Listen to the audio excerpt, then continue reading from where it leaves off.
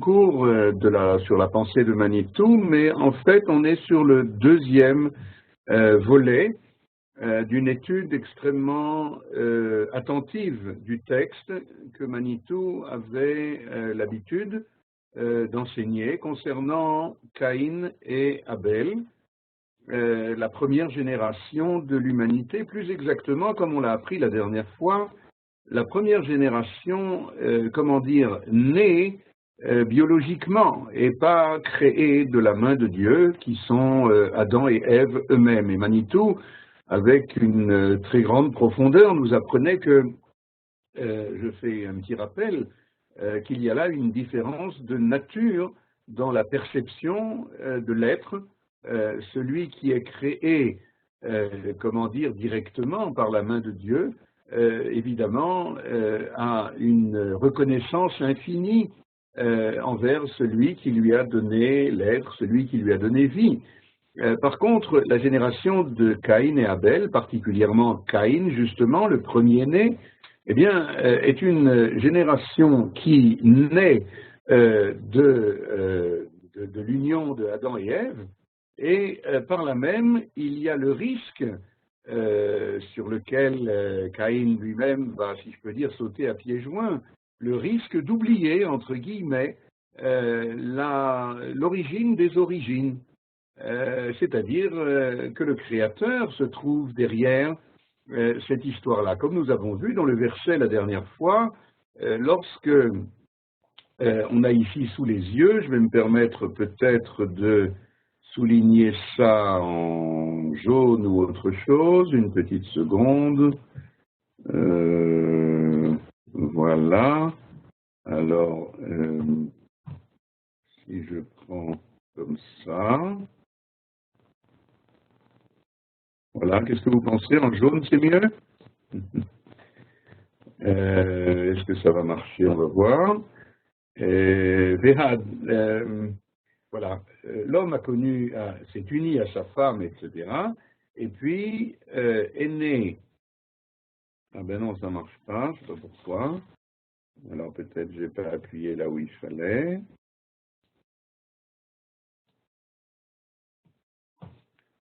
Un petit instant, on y arrive. Voilà, cette fois ça va marcher, j'espère. Voilà. Pas très droit, mais c'est pas grave. Et alors, après que l'homme s'est uni à sa femme, Vatahar, on en a parlé, elle a conçu et elle a enfanté Caïn. Vous vous rappelez d'ailleurs que Vatomer, et elle a dit Kaniti ish et Hachem, j'ai acquis un homme avec Dieu, on l'a expliqué longuement dans le cours précédent, mais je voulais simplement rappeler que Caïn lui-même, d'après ce que nous enseigne Manitou, peut ignorer ou oublier tout ça entre guillemets, bien entendu, que la fin du verset, la fin de l'expression de Chava, de Ève, disant que c'était avec Dieu, c'est-à-dire que Dieu est à l'origine de tout cela. La naissance d'un enfant, dira dans un autre cours complètement différent Manitou, est une véritable expérience miraculeuse de ce que Dieu peut nous permettre de participer à une création miraculeuse, participer au miracle. Nous savons l'enseignement du Talmud dans la Gemara de Nida qui dit que trois sont associés dans la naissance d'un enfant, le père, la mère et puis Dieu lui-même. Alors, encore une fois, nous avons vu dans le cours précédent que deux choses sur ce verset. Nous allons maintenant passer au verset suivant. Nous avons vu surtout ce que nous venons de dire, qu'il y a dans cette première génération biologiquement née, de la part de Caïn en tout cas, un oubli semi-volontaire de l'origine des origines, qui va être le point de départ de cette personnalité dénuée de sens moral, dénuée de conscience morale, qui s'appelle Caïn. L'autre raison pour laquelle il est dénué de conscience morale, c'est justement son nom Caïn, dont, je vous le rappelle, le commentaire que vous avez ici en numéro 2, le Haemek Davar, qui est du natif de Vologine, nous disait que je le souligne ici, nous disait, je ne reviens pas dans le détail, mais nous disait qu'il y a ici une difficulté dans le texte, car toujours on dit que tel enfant, dans la Bible, tel enfant est né et sa mère ou son père l'appela ainsi. Mais regardez comment notre verset, lui, est très différent. Il est dit, elle conçut, elle enfanta Caïn, vous voyez ici, elle conçut, elle enfanta Caïn, et elle dit, pour justifier ce nom qui vient, on ne sait pas trop d'où, qui est, dira Manitou, congénital, enfin, qui est la mahout, l'essence même de cet individu, c'est qu'il est Caïn. Ce n'est pas parce qu'on lui a donné un nom, lorsque des parents donnent un nom, alors vous le savez, nous avons reçu par tradition qu'il y a une espèce d'assistance divine là-dedans, car le nom, c'est l'essence de la personne. Et c'est pour ça qu'il y a d'ailleurs beaucoup de nos élèves ou de nos auditeurs qui souvent nous adressent des questions. Est-ce que ce nom-là convient? Est-ce que alors, il ne faut pas avoir non plus trop d'hésitation parce que, encore une fois, ce n'est pas l'assistance du rabbin, c'est l'assistance divine directement. Donc, vous voyez que vous n'avez pas trop de risque de vous tromper. Mais ce qui est sûr, à moins, bien entendu, qu'on donne le nom d'un rachat, d'un méchant, d'une personnalité immorale, par exemple, Caïn. Je ne connais pas beaucoup de gens qui donneraient à leur enfant le nom de Caïn. Evel, je ne sais pas, peut-être. Il y a des Abel, qu'est-ce que tu en penses, Rick? Il y a des gens qui appellent leur enfant Abel? Moi, j'en connais. À ma connaissance, il y en a. Il y en a. Je pense pas nécessairement chez les Juifs, mais il y en a, à mon avis. Moi, j'ai connu, alors si c'est pas chez les Juifs, j'ai connu un Adam qui n'était pas juif. Effectivement, il fallait y penser. Il est devenu juif d'ailleurs finalement, c'est très intéressant. De Adam, il est devenu Ben Adam pour garder un petit peu l'esprit de nos cours précédents. Alors, voilà pour les deux raisons que nous avons appris la dernière fois qui nous mettent en scène, si vous voulez, un personnage qui se considère comme Caïn, vous vous rappelez, c'est-à-dire il est acquis de droit. Son existence, il n'a pas à la justifier, puisque sa mère, Ève, l'a justifié pour lui. Comme elle dit, Kaniti, j'ai acquis un homme dont l'origine est divine. Alors lui, il se contente de cela, enseigne Manitou, et il se perçoit comme, n'oubliez pas, c'est le premier enfant, le premier, je ne sais pas comment on dit, légataire universel de la planète, c'est-à-dire celui qui va hériter quelque part, car tout est basé pour lui sous le signe de la propriété, de l'acquisition. Caïn, c'est ça que ça veut dire. Et donc, fondamentalement, c'est quelqu'un qui n'a pas besoin d'acquérir son être, de justifier son être. Vous vous rappelez certainement, et je termine par là notre toute petite révision, vous vous rappelez certainement que nous avons appris que Caïn et Abel sont véritablement à l'opposé l'un de l'autre, justement sur le plan de ce critère-là. Abel se percevant, on va voir tout de suite dans le verset 2, se percevant par excellence comme l'être qui doit acquérir l'être, comme l'être qui est ce que Manitou appelait avec un français extraordinaire, il est recevant de l'être, et par conséquent, s'il est recevant, eh bien, il a une dette envers celui qui lui a donné l'être, alors que Caïn, lui, eh bien, se perçoit comme, encore une fois, celui qui n'a rien à justifier, celui qui a acquis, et par conséquent, le monde aussi lui est acquis, puisque tout est sous le signe de l'acquisition. Alors, on va maintenant passer, peut-être encore un petit mot qu'on n'a pas dit la dernière fois à ce propos. Manitou citait souvent un enseignement du Nefesh HaChaim, le livre de Rabbi Chaim de Volojine, qui dit très simplement la chose suivante, enfin très simplement, c'est pas le mot. Quelle est la différence entre l'homme et l'animal? Eh bien, un homme, commençons par l'animal, ce sera plus simple. Un animal, ça se dit Behema. Et l'enseignement traditionnel rapporté par Rabbi Chaim de Volozhin est que Behema, ça peut se diviser en deux parties, Ba, Ma. Le Ma, la Mahout, c'est-à-dire l'essence, Ba est dedans. Comment dire, ce qu'il y a, il y a. Et il n'y a pas plus que ce qu'il y a. Une fourmi est une fourmi et un cheval est un cheval. Ça a l'air trivial comme ça. Mais écoutez ce que Manitou nous enseigne au nom de Rabbi Chaim à propos de l'homme. L'homme, lui, est doué de Chochma. Alors, Chochma, ça veut dire bien sûr la sagesse, mais le mot Chochma peut lui aussi se diviser en deux parties. Koach, Ma, Chochma, Koach, Ma. C'est le Ma, mais en puissance, alors que Behema, c'est le Ma en réalité, c'est-à-dire tout ce qui devait venir à l'être est venu à l'être, et cette évolution est terminée, alors que chez l'homme, l'évolution n'est jamais terminée.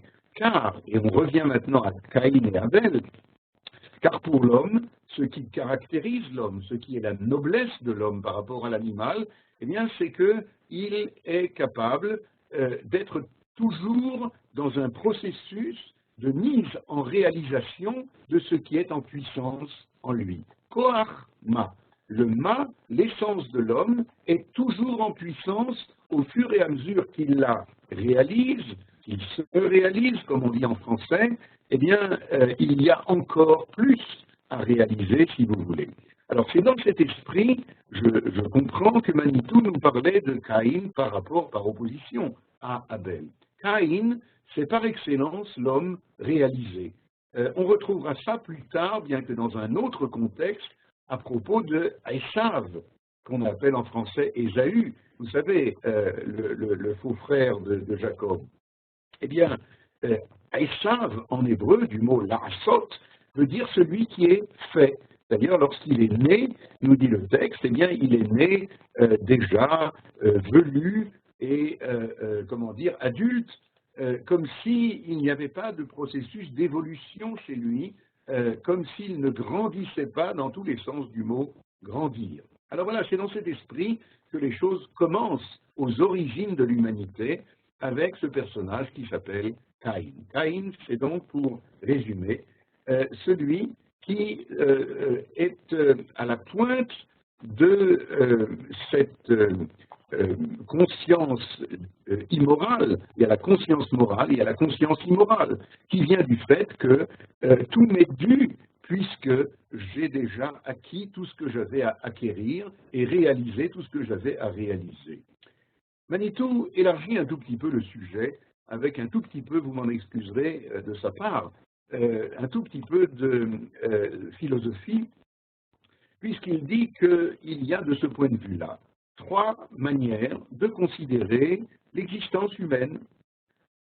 Premièrement, il y a ceux qui ont un sentiment d'existence qui ne connaît pas son créateur.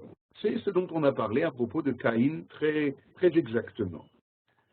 C'est-à-dire celui qui considère que je suis acquis à l'être et par conséquent, quelque part, le Créateur n'existe pas. Je n'ai pas besoin de lui, donc il n'existe pas. Vous voyez qu'on est allé un petit peu plus loin maintenant dans le système philosophique qui est très proche de ce que nous appelons l'humanisme, qui met au centre, bien entendu, de sa philosophie l'homme, l'humain, et peut-être même, dans beaucoup de cas, l'homme qui a ce que l'on appelle en philosophie humaniste tuer Dieu. Dieu n'existe pas car il ne fait que m'encombrer, si vous voulez, et par conséquent, voilà la première possibilité de relation à l'existence, une existence qui est tout entière, qui tourne tout entière autour de l'existence humaine à proprement parler, acquise à elle-même. Deuxième possibilité, deuxième direction philosophique, religieuse, idéologique, il y a bien eu, à un moment ou à un autre de l'histoire, une intervention divine.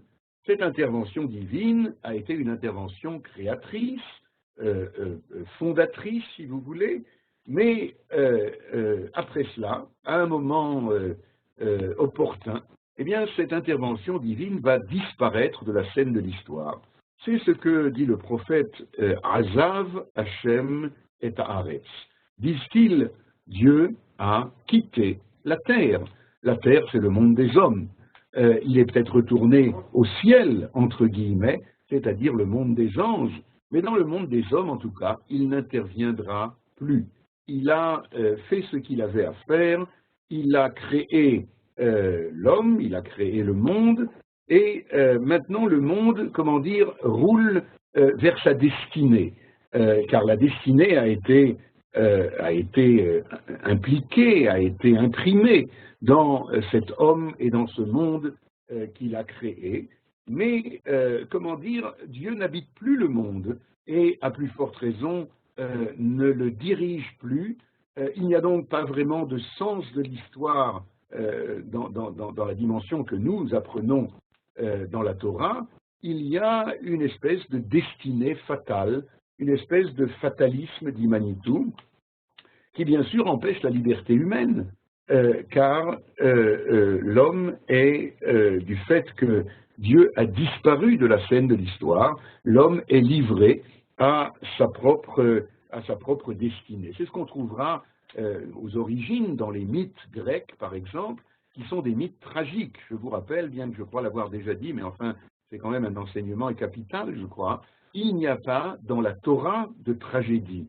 La tragédie, ça appartient à l'univers grec. La tragédie, c'est justement ce qu'on vient de définir, à savoir que le monde est livré à lui-même, mais pas exactement à lui-même, il est livré à la direction que le Dieu des origines, celui qui a disparu, d'après eux, du monde, eh bien, a imprimé à tout un chacun et au monde tout entier.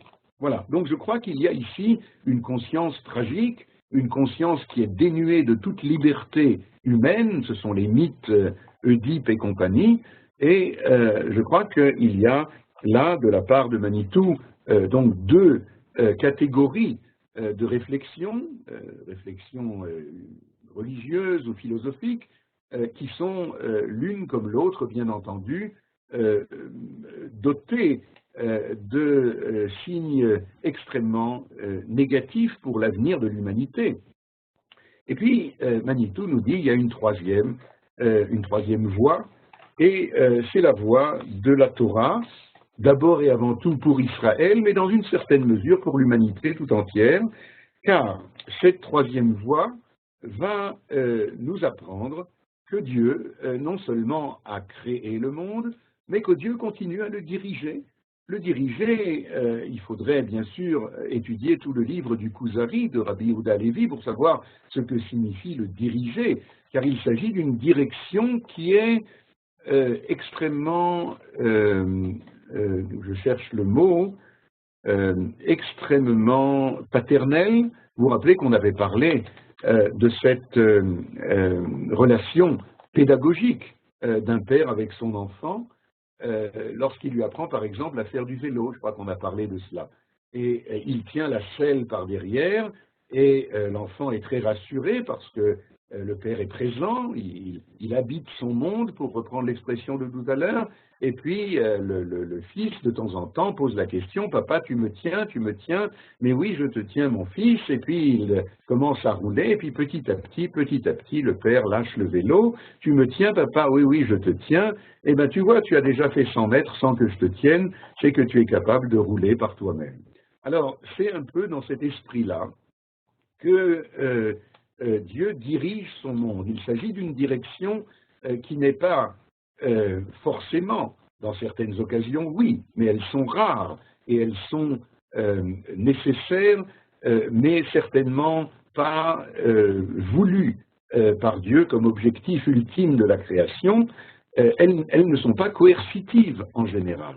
Ce n'est pas une direction autoritaire, c'est une direction au contraire pédagogique de Dieu pour son monde, dont l'existence morale de l'homme est au centre de cette liberté humaine enfin reconnu, enfin donné.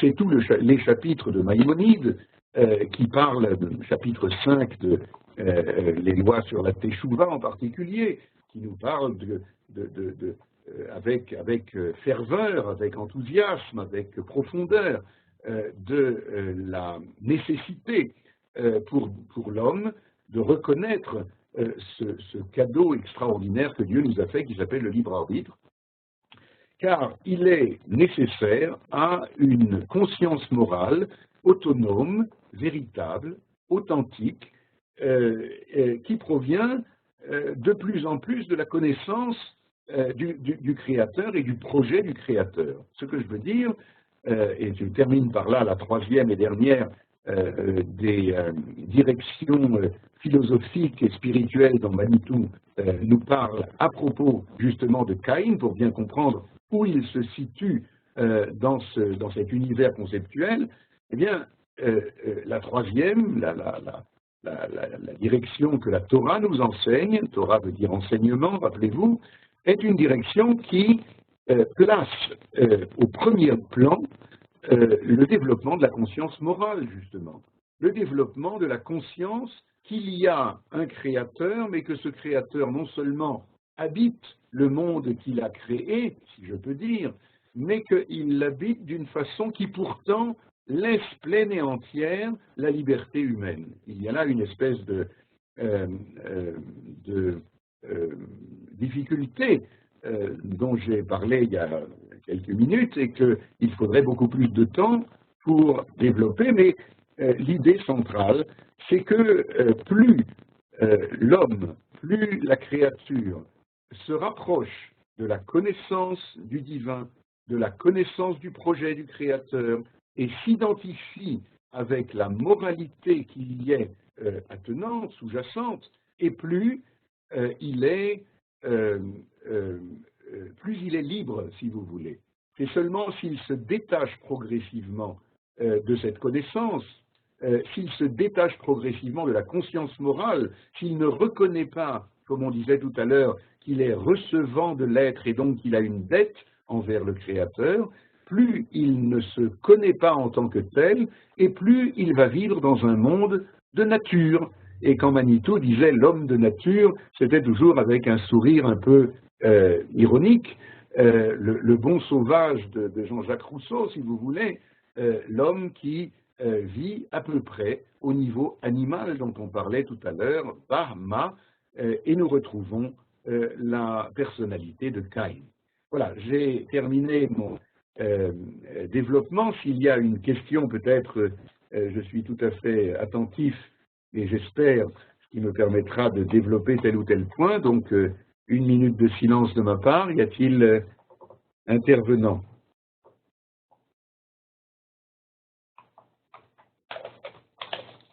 C'est le grand silence.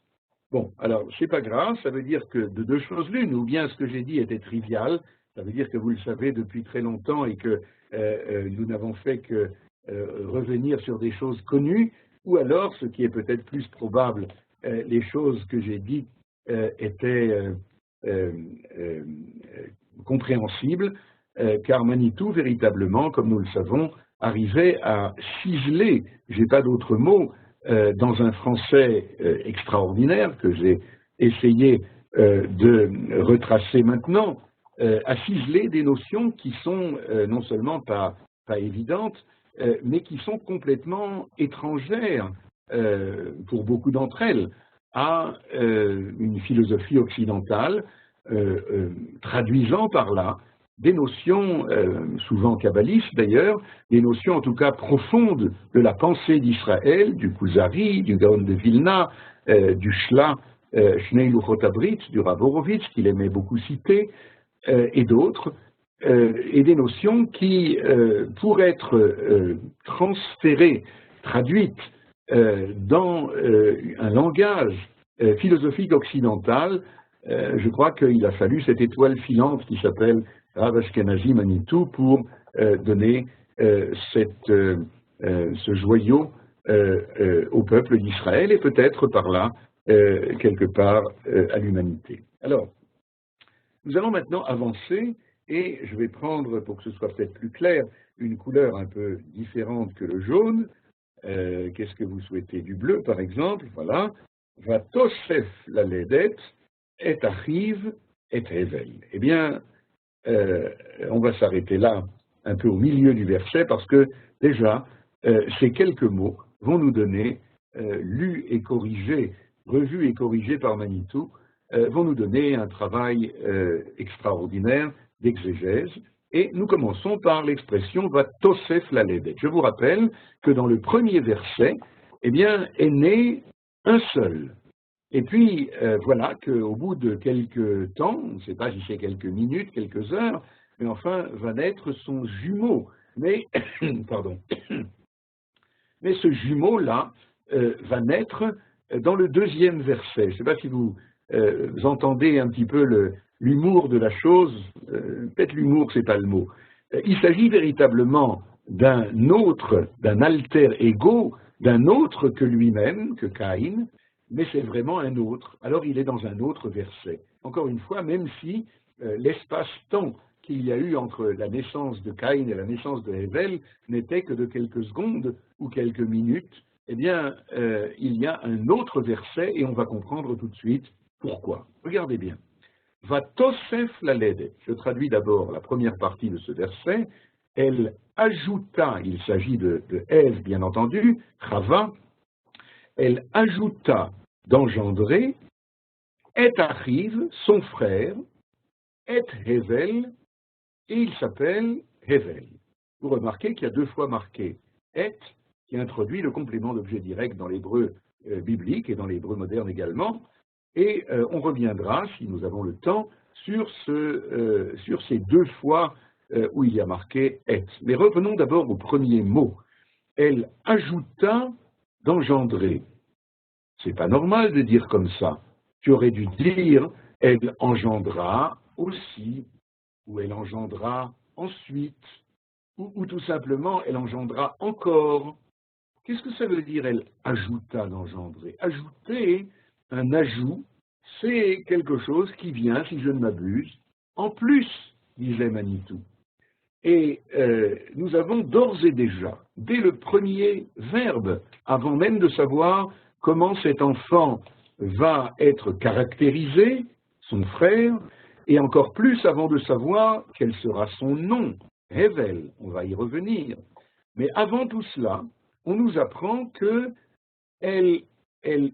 a engendré en plus, en surplus, si vous voulez. Alors, ça rentre très bien dans l'enseignement que nous avons appris au verset précédent, car on a appris que Caïn, c'est, comment dire, l'être qui se pose là, qu'il me pardonne, je ne sais pas, mais vous voyez ce que je veux dire, c'est l'être qui est là, qui est acquis. Eh bien, en plus de l'être qui est acquis à l'être, qui n'est pas redevable de l'être, qu'est-ce qu'il peut y avoir en plus? Rien du tout. Eh bien, voilà que Caïn va assister, et nous avec, à quelque chose de scandaleux d'une certaine façon. Il y a encore quelqu'un qui va naître au monde dont Caïn est quelque part l'occupant unique, l'occupant absolu.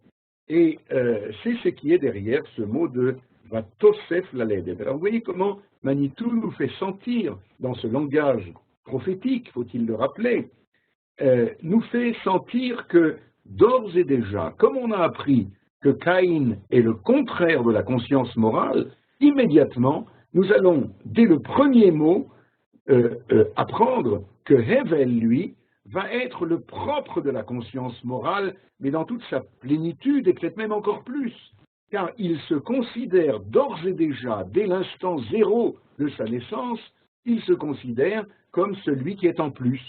Peut-être pas encore en surplus, mais en tout cas en plus. Il y a celui qui est, et il y a celui qui doit justifier son être. Est-ce que c'est clair? Voilà. Alors, vous voyez comment cela, évidemment, risque fort de créer le premier conflit de l'humanité. Manitou dira le prototype des conflits de l'humanité entre celui qui ne respecte que lui-même, si je peux dire, et puis celui qui ne respecte que l'autre, car il se perçoit toujours en tant que autre de l'autre. C'est celui qui est en plus. D'ailleurs, immédiatement, nous dira Manitou, Vatosef Laledet et Achiv, son frère. Dès qu'il doit être qualifié, comment dire, pas encore par un nom, pas encore par une essence, mais en tout cas par une fonction ou une relation, eh bien cette relation, c'est une relation de fraternité, c'est la relation de frère. Comment disent souvent, j'espère ne froisser personne, mais enfin, comment disent souvent les puits-nés, c'est comme ça qu'on dit un deuxième dans la famille, comment disent souvent ceux qui sont nés deuxième, moi je suis le frère de celui-là. Vous connaissez ça? Alors que l'aîné dit, moi je suis un tel, etc. Eh bien, c'est un peu cette nuance-là qui est donnée dans le Vatosef Laledet et Achiv. Il se perçoit d'abord et avant tout comme le frère de celui qui est. Je voudrais dire un mot à propos de ce mot extraordinaire, de cette source, de cette racine extraordinaire qu'on appelle Ach. Ach, ça veut dire un frère, en hébreu moderne aussi, comme vous le savez. Mais je ne sais plus si j'ai parlé de cela dans un cours précédent, il ne me semble pas. Vous savez que lorsque dans le Talmud, on nous apprend les lois concernant les lois de deuil, il y a évidemment des lois différentes, on ne va pas rentrer dans trop de détails en ce qui concerne le deuil des parents et le deuil d'un proche autre que les parents. À l'époque talmudique, on n'avait pas comme aujourd'hui des vêtements que l'on jette au bout de quelques mois qu'on les a mis ou qu'on donne à ceux qui n'en ont pas. À l'époque, on avait un vêtement, peut-être pour quelques bonnes années, et donc lorsqu'on devait, au moment du deuil, déchirer son vêtement, car c'est une halakha, c'est une loi, le deuil, eh bien, on voulait, après avoir passé la période du deuil, surtout s'il ne s'agit pas des parents, au bout de quelques temps, on pouvait recoudre la déchirure. Vous savez comment ça s'appelle en hébreu, recoudre une déchirure? Ça s'appelle les achot et hakraim. Kraim, c'est les déchirures, les groix, et puis les achot, eh bien c'est le même mot que ach. Qu'est-ce que c'est un frère de ce point de vue-là? C'est une espèce de déchirure de l'unité des parents, l'unité paternelle, on va dire, va se réaliser à travers deux qui vont réaliser l'identité du père, et chacun à sa manière, et chacun d'une façon radicalement différente. Et le problème de la fraternité dont Manitou nous enseigne, nous révèle les secrets tout au long du livre de Bereshit, le problème de la fraternité, c'est comment recoudre les déchirures, si vous voulez. Savoir qu'aucun des deux n'est absolument l'identité du Père, mais il y a chez chacun d'entre eux un plus-être du Père qui ne peut venir en réalisation que lorsqu'ils sont véritablement frères. Car sinon, eh bien, c'est le conflit dont je parlais tout à l'heure. C'est le conflit qui va commencer dès la première génération de l'humanité. On verra sur quoi et à propos de quoi ils sont en conflit, Caïn et Abel, mais c'est aussi, dit Manitou, le véritable paradigme de tous les conflits historiques que l'humanité connaît depuis et jusqu'à aujourd'hui. Car toutes les civilisations conflictuelles, eh bien, finalement, sont en conflit là-dessus. Est-ce que je reconnais l'existence de l'autre? Est-ce que je lui donne, comment dire, un makom? Est-ce que je lui donne place pour exister? Un des midrashim les plus difficiles, les plus pénibles, qu'on lit dans la suite de nos versets, qui ont opposé,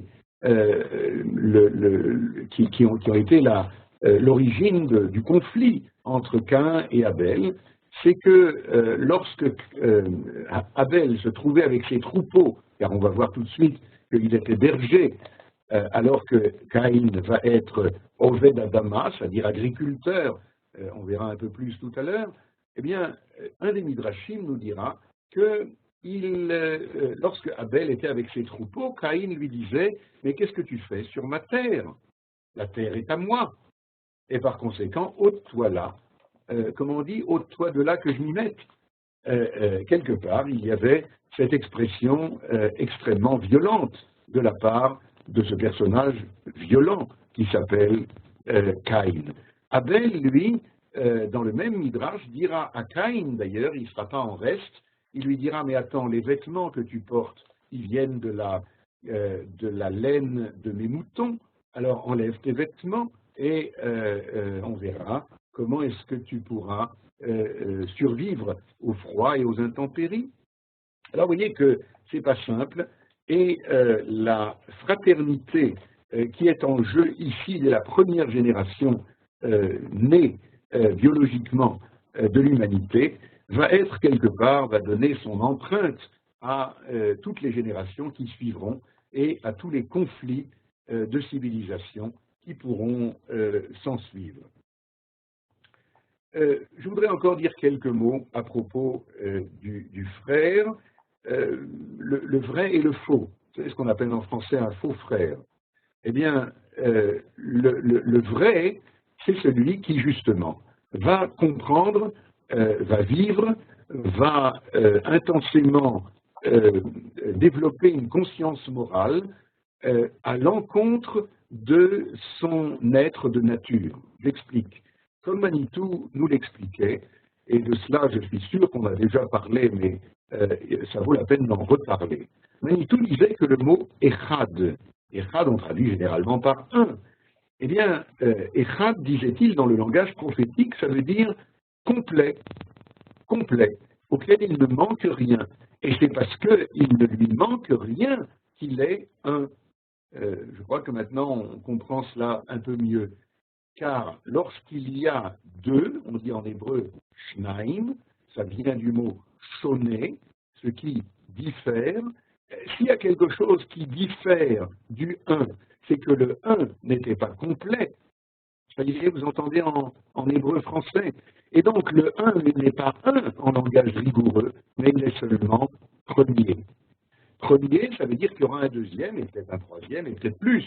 Et que chacun viendra compléter l'autre, car chacun, tout seul, n'est pas complet. Complet se dit donc Echad. Eh bien, rappelez-vous, le premier jour de la création, il n'y a pas dit Yom Rishon, nombre ordinal.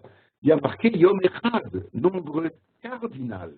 Car dans ce premier jour, nous disent les Midrashim, tout a été créé.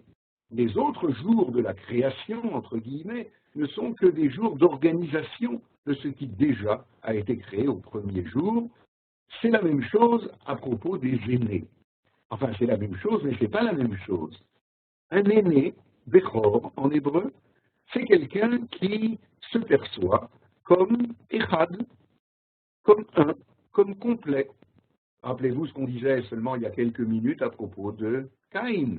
Caïn se perçoit comme n'ayant pas à compléter quoi que ce soit, à perfectionner quoi que ce soit, car il se considère comme acquis à l'être. Et c'est la raison pour laquelle, lorsque Caïn naît dans le verset 1 de notre chapitre, eh bien, il se perçoit comme un. Qu'est-ce qu'on a dit tout à l'heure? Un, ça veut dire complet, parfait, il ne manque rien.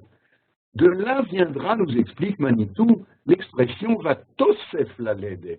Il y a une espèce de surplus, pas seulement de en plus, mais de surplus, car qu'est-ce qu'il peut y avoir en dehors de la perfection? Un surplus, comment dire, qui n'est pas nécessaire.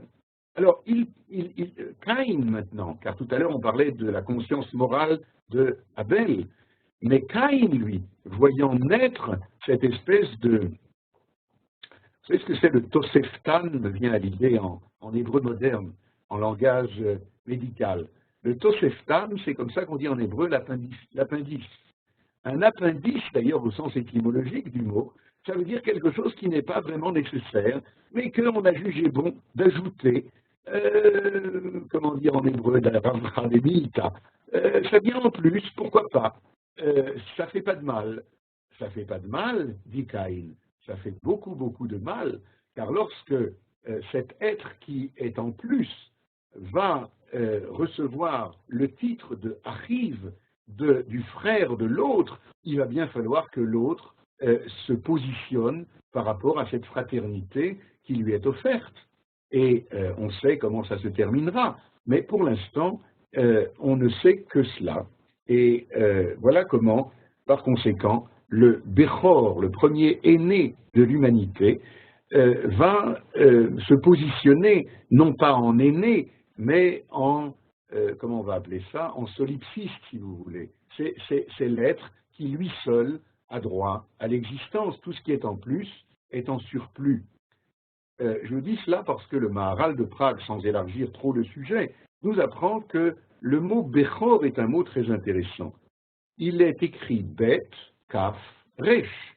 Bet, ça fait en valeur numérique 2. Kaf, ça fait en valeur numérique 20, et dizaines. Resh, ça fait en valeur numérique 200 et centaines. Mais en tout cas, le point commun à ces trois lettres, c'est que c'est 2. 2, c'est l'alter ego. 2, c'est le numéro 2.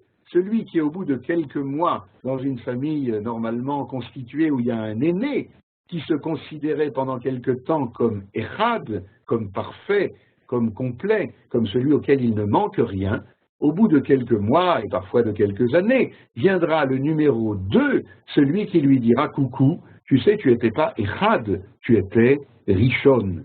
Rishon, c'est très très important. Celui qui est premier et qui arrive à dépasser, comment dire, le mini-traumatisme de cette chute vertigineuse de celui qui se percevait comme complet, parfait, mais qui comprend maintenant, à ses dépens, qu'il n'est pas aussi parfait, complet, mais qu'il a un frère, et puis peut-être 2, puis peut-être 3 et d'autres, qui, à eux tous, pourront reconstituer la perfection d'origine. Alors, je voudrais dire quand même un mot là-dessus, parce que ça me semble important, bien que ce n'est pas lié directement à Caïn, mais une dernière phrase. Si nous avons compris ce que nous avons analysé maintenant à propos du Bechor, alors c'est extrêmement important, parce que ça veut dire que celui qui est un Bechor, comment on va dire, juste, un juste Bechor, un Bechor qui a une conscience morale aiguë, bien que né, bien qu'étant passé par ce vertigineux passage de la hardout, c'est-à-dire de l'illusion de la perfection, eh bien après, s'il arrive à surmonter cela, c'est lui qui va justement enseigner aux autres, premièrement, la nostalgie de la perfection, la nostalgie de la shlemut, lui qui a connu cela, même si c'était virtuel ou illusoire, mais en tout cas, il en a la nostalgie, et grâce à lui, tous les autres pourront retrouver comment devenir frères, retrouver une fraternité authentique. Ça, c'est par rapport à la réunion de tous, et c'est la raison pour laquelle, à propos de Réhouven, l'aîné de Jacob, eh bien, il est dit qu'il aurait dû avoir 3 catégories de privilèges. L'aînesse, Bechora, la royauté, Malchut, et puis la Kehuna, la prêtrise, car ce sont 3 catégories d'enseignement de la fraternité, ou en tout cas de la relation de noblesse par rapport à l'existence de l'autre, et je crois que je referme maintenant la parenthèse par rapport à cette dimension du Bechor. Question encore? Arik, je suis sûr que je vois, oui, justement, je vois dans le chat que M. Vol pose la question et où il est Chet dans l'histoire. Où est le? Ah, où il est Chet. Ah, alors ça c'est une très bonne question, et Manitou en parle justement tout au long de son étude concernant Caïn et Abel. C'est un peu prématuré, mais je ne voudrais pas laisser la question sans réponse. Eh bien, ce que nous allons voir très bientôt, si c'est aujourd'hui ou si c'est la semaine prochaine, nous allons voir que contrairement à ce que, comment dire, une étude superficielle laisse à penser. Ce n'est pas seulement Caïn qui est en faute, bien entendu, en faute très très grave, la faute de tuer son frère et même, comme nous le verrons, de refuser toute responsabilité par rapport à cet acte immoral, mais c'est aussi Abel qui a une part de responsabilité, nous enseignera Manitou, on le verra d'après certains exégèses.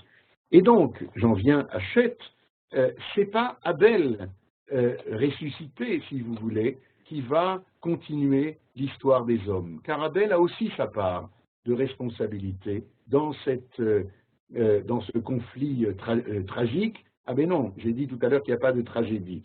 Alors dans ce conflit dramatique entre Caïn et Abel, c'est Chet. Vous savez ce que veut dire le mot Chet, n'est-ce pas? Chet, ça vient du mot tashtit.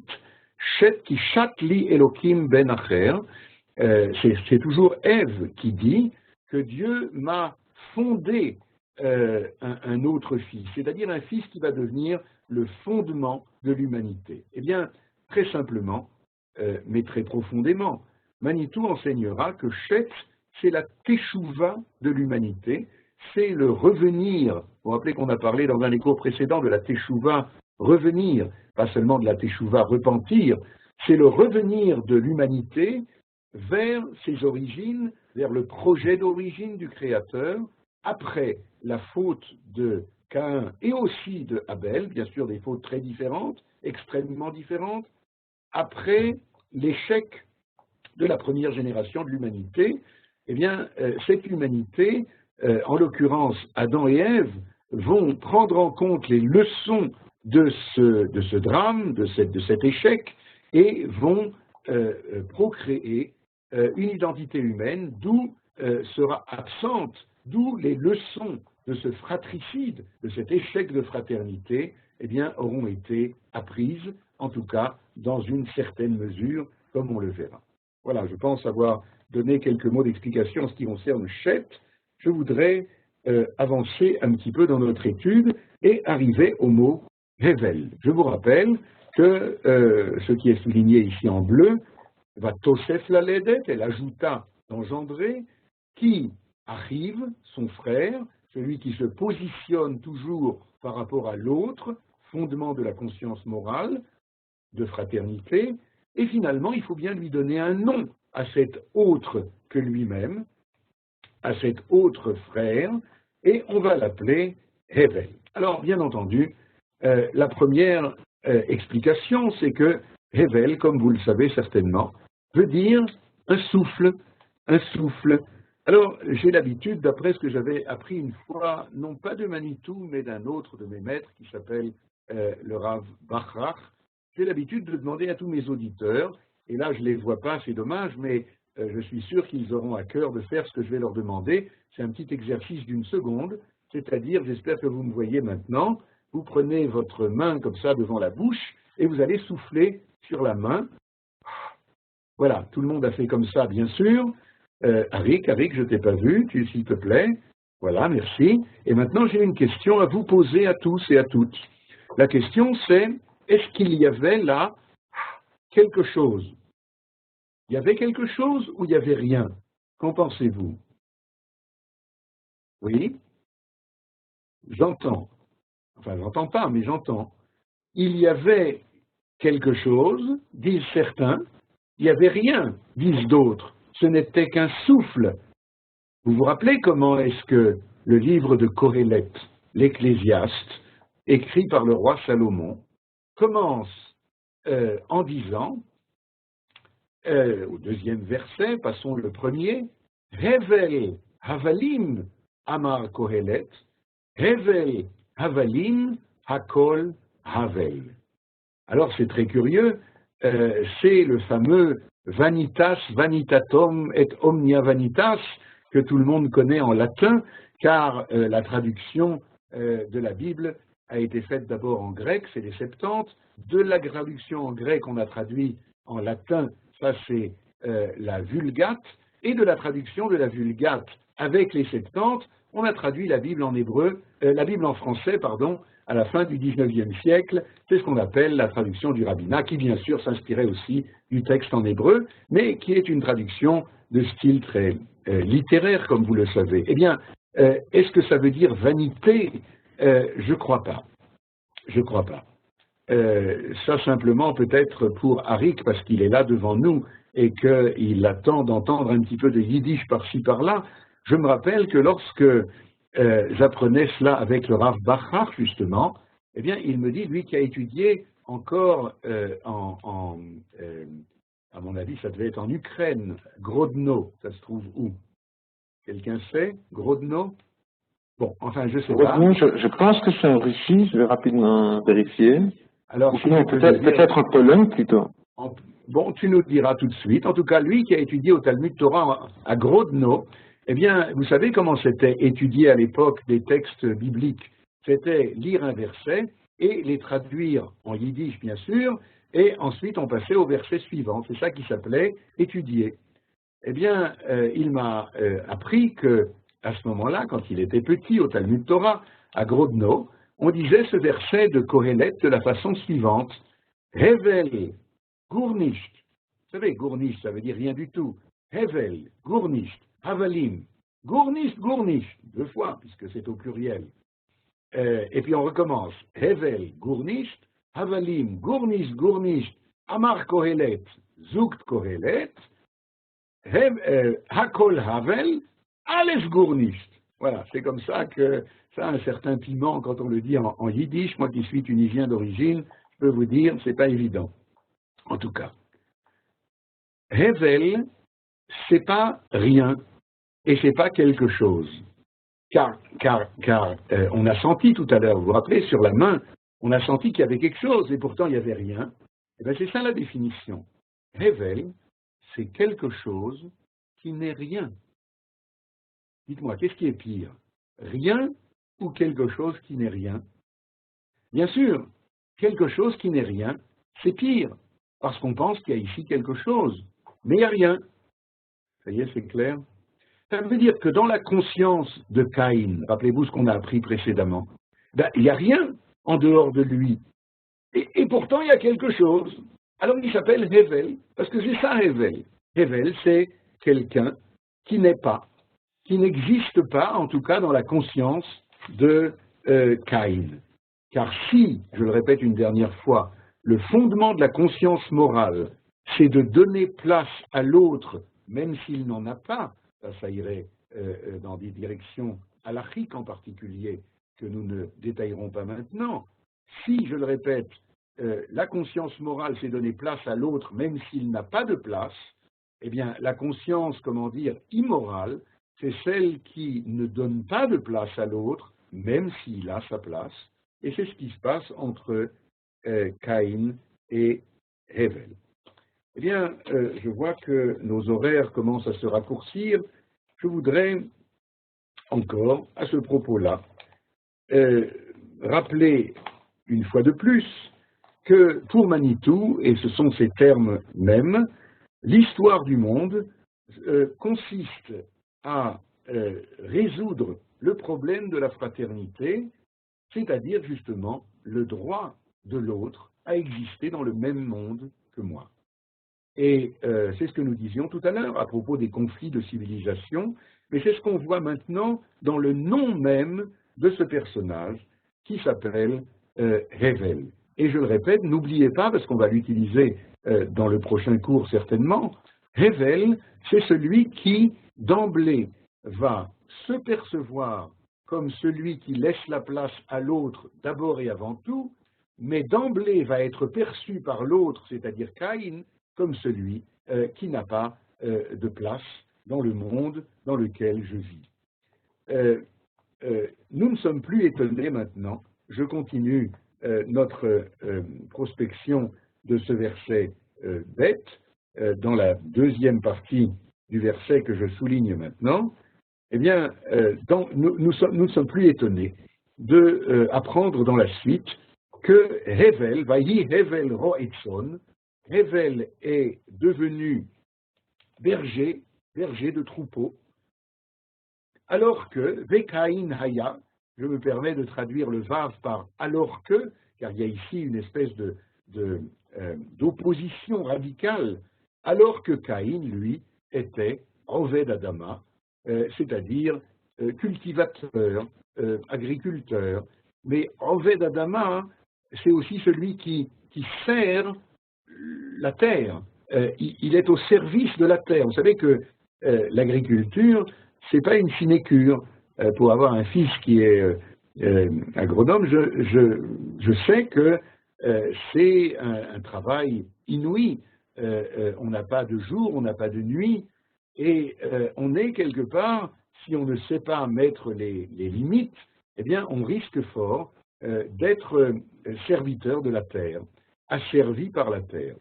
Je dis cela parce qu'il y a un texte que j'aime beaucoup, d'un maître que j'aime aussi beaucoup.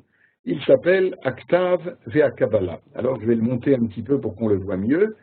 Aktav Ve'Akabbalah a été écrit par le Rav de Kallenburg au siècle dernier, et il va nous expliquer pourquoi, pas pourquoi, mais que signifie l'enseignement prophétique qui nous dit que Abel était berger.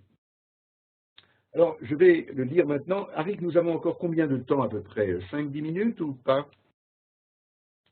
Je pense 5 minutes. 5 minutes. Alors, on va terminer par ce texte très beau d'ailleurs du Aktav Ve'Akabbalah que je souligne maintenant, si je vais arriver à le faire, le voilà. Alors, je lis très rapidement et je traduis en même temps, ou alors peut-être je ne vais pas lire, je vais seulement traduire directement. Il nous dit, Roetson, il était berger. Il ajoute, ce n'est pas pour en avoir un bénéfice et un salaire extraordinaire que Abel a choisi d'être berger. Car, et là il fait une remarque qui ressemble bien aux exégèses du Aktav Ve'Akabbalah, quelque chose auquel on n'aurait certainement pas pensé, je crois, car, dit-il, étant tout seul dans le monde avec sa sœur, nous n'avons pas encore parlé des jumelles qui sont nées avec Caïn et Abel, on en parlera la prochaine fois, car il y a rivalité sur la conquête de ces jumelles, mais en tout cas, le Ktav Ve'Akabbalah nous dit, car ce n'est pas puisqu'il est seul dans le monde avec sa sœur qui est sa femme, et avec son père, sa mère, Caïn et sa sœur à lui, donc ça fait pas beaucoup de monde, 2, 4, 6, quelque chose comme ça, personne dans le monde. Alors, Mal et Arbot et Dretson avait-il besoin, pour 6 personnes, de multiplier les troupeaux? Vous n'aviez pas pensé à cette question, n'est-ce pas? Moi non plus.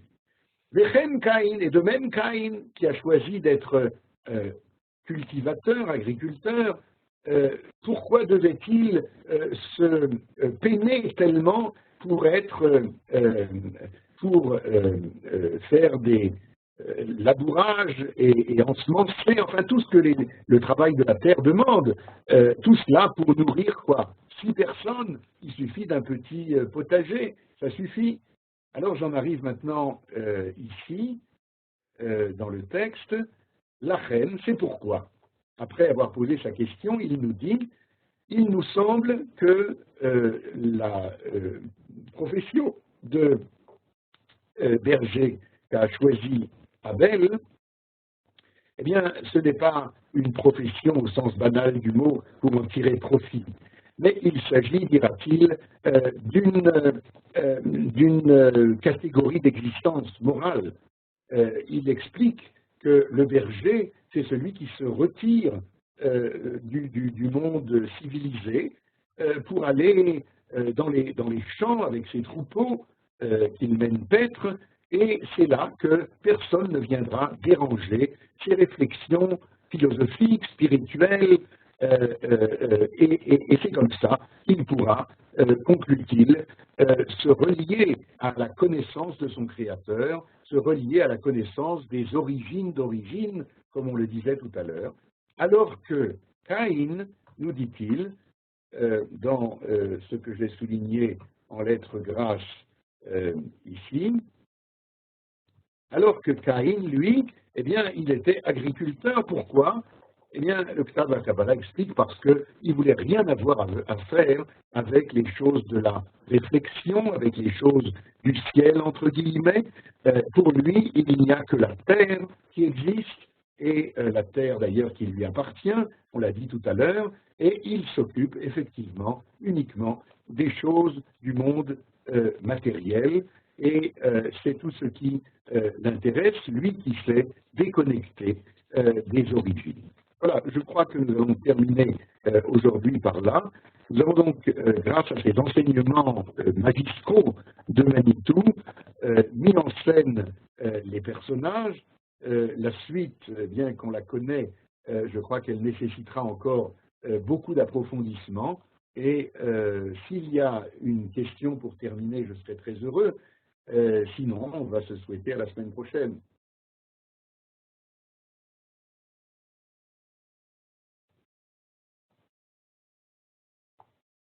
Rick, tu as le dernier mot.